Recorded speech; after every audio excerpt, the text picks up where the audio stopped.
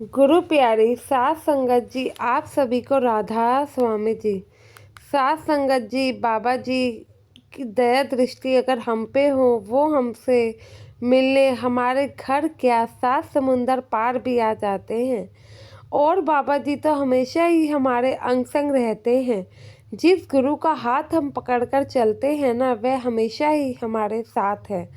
सत्संगी सात संगत जी, यह घटना एक बुजुर्ग सत्संग जी की है जो कि सिंगापुर में रहते थे। सात संगत जी, साखी सुनने से पहले आपसे एक विनती करती हूँ, संगत के अपने इस चैनल से जुड़ने के लिए चैनल को सब्सक्राइब जरूर करें जी। और वीडियो के अंत में कमेंट में राधा स्वामी लिखना ना भूलें जी। सात संगत जी, यह सत्संगी भाई पहले भारत में रहा करता था और इसने यही इंडिया में बाबा जी से नामदान ले रखा था। सदगुरु जी को ये बहुत ही मानता था और हमेशा ही उनके हुक्म में रहता था। सेवा पर भी जाना इसके दिनचर्या में था। अब इनके बच्चे सिंगापुर में रहने लगे। पूरा परिवार सिंगापुर शिफ्ट हो गया। ये भाई अकेले ही भारत में रह गया। तो इनके बच्चों ने और परिवार वालों ने इन्हें समझाया और इस भाई को भी अपने पास ही सिंगापुर में बुला लिया। लेकिन इसके मन में बाबा जी के प्रति जो प्रेम था, वह तो वहाँ पर जाकर भी कौन सा कम होने वाला था। सात समुंदर पार भी यह बाबा जी को ही याद करता था। वहाँ के सत्संग घर में गया और वहाँ पर भी इसने सेवा ले ली। अब सिंगापुर में काम तो करता नहीं था, तो इसने सत्संग घर में सिक्योरिटी की ही सेवा ले ली। अक्सर सेवा पर ही ज़्यादा रहने लगा। यह बुजुर्ग सेवादार यहाँ वहाँ पर पूरे सच्चे मन से सेवा करता था। ऐसे ही काफ़ी समय बीत गया। धीरे धीरे यह भाई और भी बुजुर्ग हो गया। अब यह भाई इतना बुजुर्ग हो गया कि यह सत्संग और सेवा पर नहीं जा पाता था। अकेले जाने में यह सक्षम नहीं था। इसको किसी न किसी का सहारा चाहिए ही होता था। साथ संगत जी, आज का जो टाइम है, जानते ही हैं आप आजकल के बच्चे किस प्रकार से करते हैं।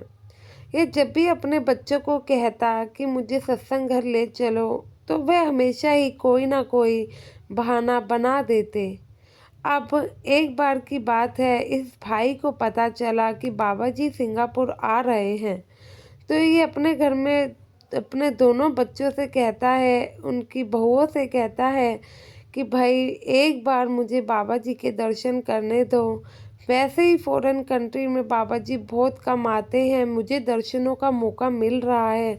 अगली बार क्या पता बाबा जी आए और मैं ना रहूं, तो इस बार मुझे उनके दर्शन कर लेने दो।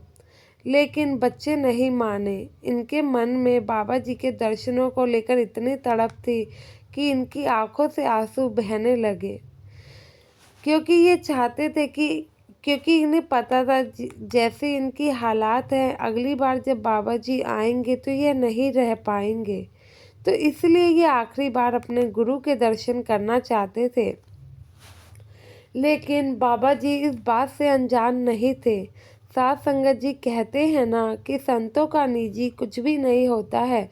वह तो आए ही हम सब जीवों को तारने के लिए हैं और उनका कार्य हम लोगों के जीवन को तारना, हमारे जीवन को परमार्थ के तरफ लगाना ही है। जब बाबा जी सिंगापुर पहुँचे तो उन्होंने अपने ड्राइवर को बुलाया और कहा कि हमें इस स्थान पर लेकर चलो।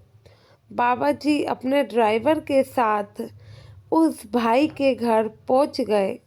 ड्राइवर साहब भी हैरान हो कि बाबा जी आखिर किससे मिलने जा रहे हैं। साथ संगत जी, बाबा जी जिस चीज़ पर बाबा जी को कृपा करनी होती है वह कर ही देते हैं। उनके लिए सभी बच्चे एक बराबर हैं, क्योंकि जो संत सद्गुरु होते हैं वह सब जीवों को ईश्वरीय रूप से ही देखते हैं, हर जीव के मन की बात जानते हैं। बाबा जी भी इसी तरीके से उस दिन खुद चलकर इस भाई के घर पहुंच जाते हैं। जब ये भाई के घर पहुंचते हैं, और यह भाई भी बाबा जी को खूब मानता ही था, लेकिन इसके जो परिवार के बच्चे थे वह ही बस बाबा जी में विश्वास नहीं करते थे। तो बाबा जी को आखिर इस भाई के लिए उसके घर जाना ही पड़ा। जब बाबा जी उस भाई के घर पहुंचे तो वह बुजुर्ग सेवादार दिल में दर्द लिए बाबा जी की याद में ही बैठा हुआ था, सिमरन ही कर रहा था। और बाबा जी को याद करते करते उसका सिमरन में मन नहीं लग रहा था और वह रोए जा रहा था। अब बाबा जी उसके घर पहुंचे तो उसके घर का जब बेल डोर बजाया तो बुजुर्ग आदमी सोचने लगा, दिन का समय है, इस समय तो घर में कोई होता भी नहीं है और ना कोई बाहर से आता है। तो यह बुजुर्ग भाई काफ़ी, जैसे कि मैंने बताया, बुजुर्ग था, चलने में सक्षम नहीं था। तो इन्होंने दरवाजे तक आते आते थोड़ा समय लगा दिया। अब उसको क्या पता था कि जिसकी याद में वह तड़प रहा है वह उनका बाहर इंतज़ार कर रहे हैं। जब बुजुर्ग सेवादार ने दरवाज़ा खोला तो उन्होंने अपने सामने एक सरदार जी को सफ़ेद कपड़ों में खड़ा हुआ देखा। नज़र उनकी कमज़ोर थी तो पहचान नहीं पाए।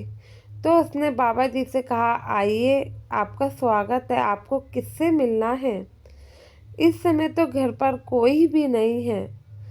तो बाबा जी ने कहा, भाई, मैं तो आप ही से मिलने आया हूँ। इस बीच बुजुर्ग सेवादार ने अपनी आंखों पर चश्मा लगा लिया और जब चश्मा लगाकर देखा तो सेवादार हैरान रह गया और बुजुर्ग सेवादारों की आंखों से शुक्राने के साथ संगत जी इतने आंसू बह रहे थे कि नज़ारा बस देखने वाला ही था। बुजुर्ग सेवादार को लगा कि वह कोई सपना देख रहा है। बाबा जी सच में उसको दर्शन देने नहीं आए हैं, बल्कि उसे ही ये कोई छलावा लग रहा है। बहुत ज़्यादा हैरान था। हैरानी के कारण वह भाई वहीं पर नीचे बैठ गया। आंखों से बस आंसू बहे जा रहे थे।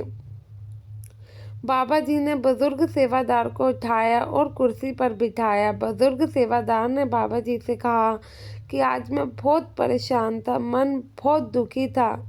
अपनी इस लाचारी के कारण आपके दर्शनों के लिए नहीं जा सका, लेकिन आप तो कितने दयावान हैं, जानी जान हैं। आपने मेरे मन की बात जान ली और आप खुद ही आ गए। मेरे पे कोई लफ्ज़ ही नहीं है, मैं किस तरीके से आपका शुक्राना करूं कि आपने मेरे मन की प्यास को बुझा दिया है। आपने क्या ही बताऊं क्या किया है। तो बाबा जी कहने लगे कि मैं समझ सकता हूँ, पर आपको भी समझना है कि परमात्मा के अलावा आपका कोई भी अपना नहीं है, कोई भी सच्चा रिश्तेदार नहीं है और इन भारी दर्शनों से कुछ नहीं होता है। अंदर के दर्शन करने हैं। वह मालिक, वह सद्गुरु ही हमारा सच्चे रिश्तेदार है। साथ संगत जी, आपसे एक ही विनती है कि चैनल पर नए हैं तो संगत के अपने इस चैनल को सब्सक्राइब जरूर करिएगा जी। और आप भी अपने साथ हुए किसी अनुभव को शेयर करना चाहते हैं तो नीचे कमेंट में मेरे को बताइएगा जी। साथ संगत जी, विदा लेते हैं, अपनी अगली वीडियो में आपसे मिलेंगे। गुरु प्यारी साथ संगत जी, आप सभी को राधा स्वामी जी।